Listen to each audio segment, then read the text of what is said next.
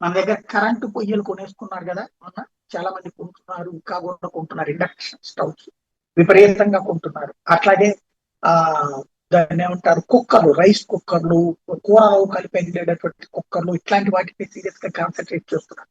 ఎందుకని రాబోయే రోజుల్లో మరింత సంక్షోభం రాబోతుంది.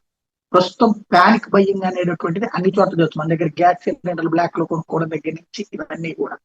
అలాగే సౌత్ కొరియాలో ట్రాష్ బ్యాగ్స్ ని విపరీతంగా కొంటున్నారట. జపాన్ లో వచ్చేటప్పటికి ప్లాస్టిక్ ట్యూబ్స్ ని, ఆ కిడ్నీ డయాలసిస్ సంబంధించి వాడేటటువంటి వాటిని రేషన్ పెట్టారట అక్కడ. తైవాన్ హాట్ లైన్ ఫ్యాక్టరీస్ కి, ప్లాస్టిక్ ఫ్యాక్టరీస్ కి హాట్ లైన్ సిస్టమ్ సెట్ చేసిందట. శ్రీలంక వచ్చేటప్పటికి 4 డే వర్క్ వీక్ పెట్టిందంట, ఏది ఆయిల్ ని కాపాడుకోవడానికి. అలాగే గ్యాస్ స్టేషన్స్ బంగ్లాదేశ్ లో ఆపేశారు.